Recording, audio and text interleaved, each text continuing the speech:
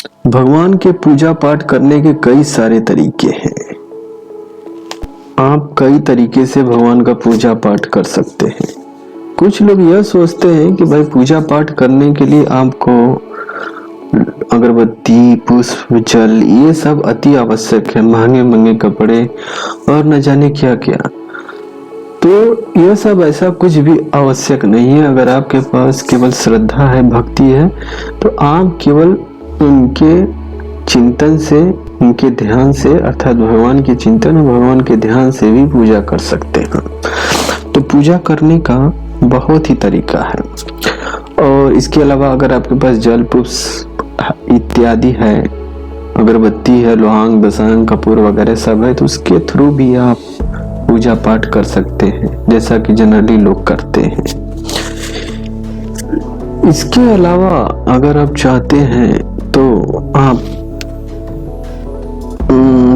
श्रवण यानी सुनकर भी, जैसे कि आप अगर कोई भजन कीर्तन है उसे आप सुनकर भी भगवान का पूजा पाठ कर सकते हैं। क्योंकि श्रवण, चिंतन, मनन, अध्ययन, भजन, कीर्तन, तप, इन सभी कारणों से या इन सभी उपायों से आप भगवान की पूजा कर सकते हैं।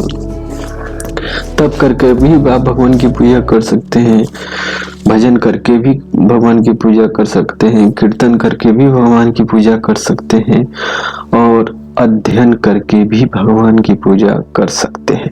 इनमें जो सबसे अच्छा मुझे लगा है वो अध्ययन करके, क्योंकि ज्यादातर लोग ये समझते हैं कि अध्ययन करने से भगवान की पूजा नहीं होती है।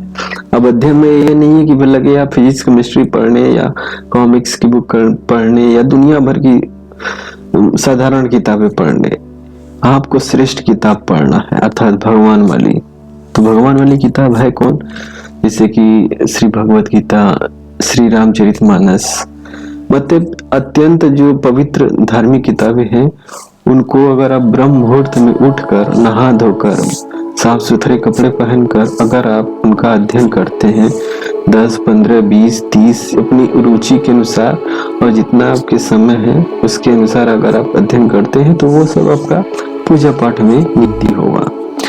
तो ये एकदम लाजवाब तरीका है। अगर आप चाहें तो वैसे पूजा पाठ कर आप अपने आप को बहुत ही अच्छी पोजीशन में ला सकते हैं। आपकी आत्मा की ऊर्ध्व गति होगी। और कहते हैं ना कि पारमार्थिक कार्य करने से फायदा यह होता है कि आपके सभी छोटे मोटे काम स्वतः होने लगते हैं।